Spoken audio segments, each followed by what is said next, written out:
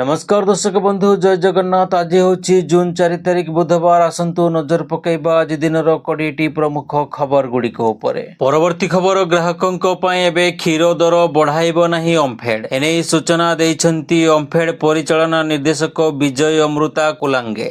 से कहते जून पहलू ओमफेड चाषी को लिटर पिछा 3 टंका प्रोत्साहन राशि प्रदान करने को घोषणा करिसेंती मुख्यमंत्री मोहन चरण माझी। या द्वारा राज्यर 2,50,00,000 चाषी उपकृत हेबे। एही क्रम ओमफेड चाषी को लिटर पिछा 3 टंका अधिक दाम देवा आरंभ करिछि। राज्य सरकार 2 टंका एवं ओमफेड पक्षरु आउ 2 टंका दियाजिबो। सेथिरु दुग्ध चाषी 3 टंका पाइबे एवं सोसाइटी एवं मिल्क फेडरेशन को 2 टंका मिलिबो। तेबे बड़ कथा हेउछि जे क्षीरर बजार दर बढ़िबो नाही। अन्यपटे बजार को ओमफेड रो आउ 3टी प्रोडक्ट आसीछि। ग्राहकों को चाहिदा को दृष्टि रखी ओमफेड 1 केजी रो साधा दही 300 मिलीलिटर रो घिओ पैकेट बजार को आसुछि। या सह काचो बोतल रे 500 मिली प्राक क्षीर बजार को आसुछि। यह दीर्घ 90 दिन जाए ताजा रही पारिबो बोली परिचालना निर्देशक कहिसंती। परवर्ती खबर विभिन्न राज्य रे प्रबल वर्षा जारी रहिछि। वर्षा जगु पियाज एवं टमाटर फसल नष्ट हो फल दिल्ली को टमाटर और पियाज सप्लाई कम होइछि आ एहार प्रभाव दाम उपरे पड़िछि। पियाज दाम 24 टंकारु बढ़ी 30 टंका होइथिबा बेले आगामी 2 सप्ताह मध्य पियाज किलो 80 टंकारु 100 टंका बढ़ी पारे बोली अनुमान करा जाउछि। महाराष्ट्र मे रो द्वितीय सप्ताह रे पियाज किलो दाम 20% बढ़िथिबा देखिबाकू मिलिछि, जहार प्रभाव समग्र देश रे पड़िछि। पियाज एवं टमाटर दुईटी जाक फसल प्रबल वर्षा रे क्षतिग्रस्त होइछि। वर्षा जगु सप्लाई उपरे मध्य प्रभाव पड़िछि। तेणु आगामी दिन में पियाज एवं टमाटर दाम बढ़ी पारे बोली अनुमान करा जाउछि। दिल्ली रे पियाज एवं टमाटर दाम मध्य बढ़िबारे लागिछि।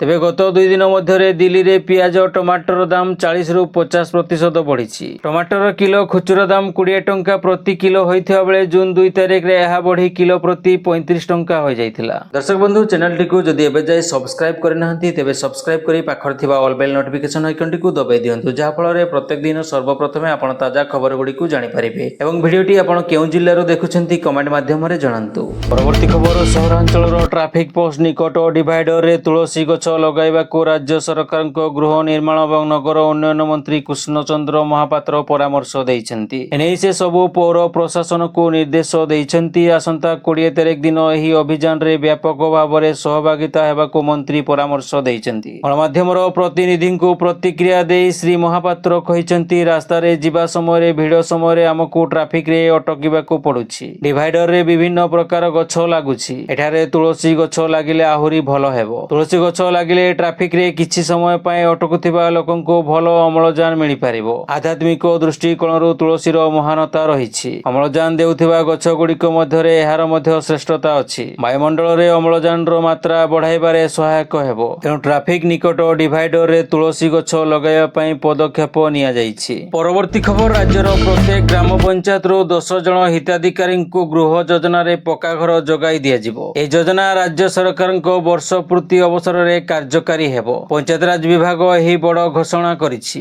पंचायत राज मंत्री ग्रवी नारायण नायक कहिसेंती जे गरीब एवं भूमिहीन परिवार को पक्का घर जोगाई देवा पई सरकार प्रतिबद्ध। अंत्योदय गृह योजना एवं प्रधानमंत्री आवास योजना रे एक अंश भाबे आमे निश्चित करिबु जे प्रत्येक योग्य व्यक्ति एही योजना रो लाभ पाइबे। एथि पई आगामी 5 दिन मध्य रे समस्त गोष्ठी उन्नयन अधिकारी माननकु हिताधिकारी तालिका प्रस्तुत करने को निर्देश दिया जाइछि। मुख्यमंत्री मोहन चरण माझी आसंता 30 तारिख रे भवानीपाटना ठारे हिताधिकारी को घर बांटिबे। एथिपय राज्य सरकार बजेट रो 7,550 कोटी टंकार व्ययबराद करिसेंती। एही पदक्षेप गरीब एवं आर्थिक अनग्रसर परिवार जीवन धारण रे उन्नति आनिबो बोली आशा करा जाउछि। या सहित सरकार ही उद्यम राज्य रे गृहहीन समस्या दूर करिबारे एक माइल खुंट साब्यस्त हो बोली आशा करा जाउछि। परवर्ती खबर राज्य रे अनाथ एवं एकक पितामाता थिबा पिला मानकर अधिकार एवं मौलिक आवश्यकता को सुनिश्चित करिया पय ओडिशा सरकार एक सर्वे करिवे। सर्वे संक्रांत रे जिल्लापाल माननकु चिठी लिखिचंती महिला एवं शिशु कल्याण विभाग। अंगनवाड़ी केंद्र जरिया रे सर्वे करिबा को गाइडलाइन जारी करा जिवो। DSW ICDS supervisor CDPO CDPO को तदारख दायित्व प्रदान करा जिवो। अनाथ एवं एकक पितामाता ଥିବା ପିଲାମାନଙ୍କର ସର୍ଭେ ପାଇଁ ତଥ୍ୟ ସଂଗ୍ରହ ନିମନ୍ତେ ଏକ ବିସ୍ତୃତ ମାର୍ଗଦର୍ଶିକା ଏବଂ ଫର୍ମାଟ ମଧ୍ୟ ପ୍ରଦାନ କରାଯିବ। ପରବର୍ତ୍ତୀ ଖବର, କେନ୍ଦ୍ର ସରକାର ଅଧୋଷିତ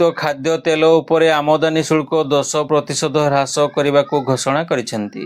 ସରକାରଙ୍କ ଏହି ନିଷ୍ପତ୍ତି ଆଗାମୀ 2 ସପ୍ତାହରେ ତେଲର ଖୁଚୁରା ମୂଲ୍ୟରେ ମଧ୍ୟ 5 ରୁ 6% ହ୍ରାସ ହେବାର ଆଶା ରଖାଯାଇଛି। ଇମାମି ଏଗ୍ରୋଟେକର ଡାଇରେକ୍ଟର ଏବଂ ସିଇଓ ସୁଧାକର ରାଓ ଦେଶାଇ ପିଟିଆଇଙ୍କୁ କହିଛନ୍ତି ଯେ ଖାଦ୍ୟ ତେଲର ମୂଲ୍ୟରେ ହାରାହାରି 17% ପର୍ଯ୍ୟନ୍ତ ବଢ଼ିଯାଇଥିଲା। ବର୍ତ୍ତମାନ ଧୀରେ ଧୀରେ କମିବାରେ ଲାଗିଛି। ଆମେ ଆଶା କରୁଛୁ ଯେ ଖୁବ୍ ଶୀଘ୍ର ଏହା ସିଙ୍ଗଲ ଡିଜିଟ୍ରେ ଆସିଯିବ। ପରବର୍ତ୍ତୀ ଖବର, ପରିବର୍ତ୍ତନ ହେଲା ବନ୍ଦେ ଭାରତର ବନ୍ଦ ରହିଥିବା ତାରିଖ। ପୁରୀ ରାଉରକେଲା ପୁରୀ ବନ୍ଦେ ଭାରତ ଆଉ ଶନିବାର ଦିନ ବନ୍ଦ ରହିବନି। ଏବାରକୁ ପରିବର୍ତ୍ତନ କରାଯାଇ ମଙ୍ଗଳବାର କରାଯାଇଛି। ଏଣିକି ଶନିବାର ବଦଳରେ ମଙ୍ଗଳବାର ବନ୍ଦ ରହିବ ବନ୍ଦେ ଭାରତ। ଆସନ୍ତା 7 ତାରିଖ ଶନିବାର ଠାରୁ ପ୍ରତି ଶନିବାର ବନ୍ଦେ ଭାରତ ଟ୍ରେନ୍ ଯାତ୍ରା କରିବ। ଏନେଇ ପୂର୍ବତଟ ରେଲୱେ ପକ୍ଷରୁ ସୂଚନା ଜାରି କରାଯାଇଛି।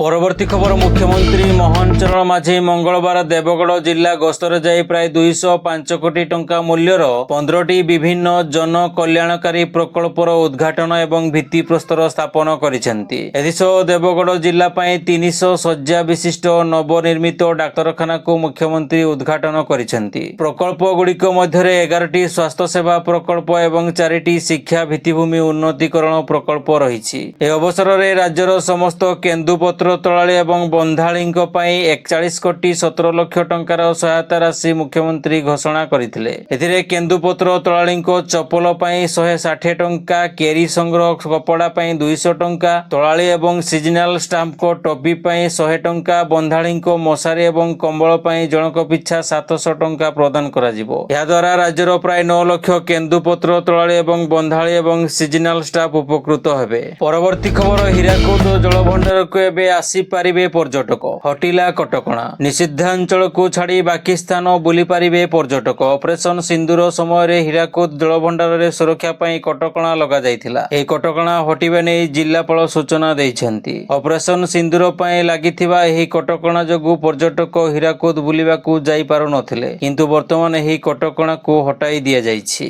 ପରବର୍ତ୍ତୀ ଖବର, ପାର୍ଟ ପ୍ଲଟ ବିକ୍ରି ପାଇଁ 300 ଡିଏସ୍ଆରଙ୍କୁ ରାଜସ୍ୱ ବିଭାଗ ପକ୍ଷରୁ ସକଜ ନୋଟିସ ଦିଆଯାଇଛି। ଏନେଇ ରାଜସ୍ୱ ମନ୍ତ୍ରୀ ସୁରେଶ ପୂଜାରୀ ସୂଚନା ଦେଇଛନ୍ତି।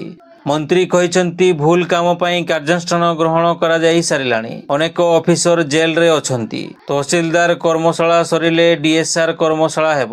ସ୍ମାର୍ଟ ସର୍ଭେଲାନ୍ସ ଭିତରେ ବେଆଇନ କାମ ବନ୍ଦ ପରେ ବାହାରେ ବେଆଇନ କାମ ଆରମ୍ଭ ହୋଇଛି ବୋଲି ସୁରେଶ ପୂଜାରୀ କହିଛନ୍ତି। ସେପଟେ ବୁଧବାର ଭୁବନେଶ୍ୱରରେ ତହସିଲଦାର ସମ୍ମିଳନୀ ହେବ। ସାରା ରାଜ୍ୟର 317 ଜଣ ତହସିଲଦାର, 58 ଜଣ ସବ୍ କଲେକ୍ଟର, ଜିଲ୍ଲାପାଳମାନେ ଭିଡିଓ କନଫରେନ୍ସରେ ରହିବେ। ଅନ୍ୟ ରାଜସ୍ୱ ଅଧିକାରୀ ଭିସିରେ ରହିବେ। ମୁଖ୍ୟମନ୍ତ୍ରୀ ଆଜି 10ଟାରେ କର୍ମଶାଳାର ଉଦ୍ଘାଟନ କରିବେ। ତହସିଲଦାର ନିଜ ରିପୋର୍ଟ ଆଣିବେ। ଯେଉଁ ରାଜସ୍ୱ ଜିଲ୍ଲା ରାଜସ୍ୱ ସେବା ପ୍ରଦାନରେ ଉଲ୍ଲେଖନୀୟ ସଫଳତା ହାସଲ କରିଛନ୍ତି ସେମାନଙ୍କୁ ପୁରସ୍କୃତ କରାଯିବ। ଏହି ଅବସରରେ 3ଟି ଜିଲ୍ଲାକୁ ପୁରସ୍କୃତ କରାଯିବ। 5ଟି ତହସିଲକୁ ପୁରସ୍କୃତ କରାଯିବ ବୋଲି ସୁରେଶ ପୂଜାରୀ କହିଛନ୍ତି। ପରବର୍ତ୍ତୀ ଖବର, ଦେଶରେ ୱାକଫ୍ ସମ୍ପତ୍ତିର ଉତ୍ତମ ପରିଚାଳନା ଏବଂ ସ୍ୱଚ୍ଛତାକୁ ପ୍ରୋତ୍ସାହିତ କରିବା ଲକ୍ଷ୍ୟରେ କେନ୍ଦ୍ର ସରକାର ଜୁନ୍ 6 ତାରିଖରେ ଉମିଦ ପୋର୍ଟାଲ ଲଞ୍ଚ କରିବାକୁ ଯାଉଛନ୍ତି। ସୂଚନା ଅନୁସାରେ ଏକୀକୃତ ୱାକଫ୍ ପରିଚାଳନା, ସଶକ୍ତିକରଣ, ଦକ୍ଷତା ଏବଂ ବିକାଶ ପାଇଁ ବ୍ୟବହୃତ ଏହି ପୋର୍ଟାଲ ଦେଶବ୍ୟାପୀ ୱାକଫ୍ ସମ୍ପତ୍ତି ପଞ୍ଜୀକରଣ ପାଇଁ ଏକ କେନ୍ଦ୍ରୀୟ ପ୍ଲାଟଫର୍ମ ଭାବରେ କାର୍ଯ୍ୟ କରିବ।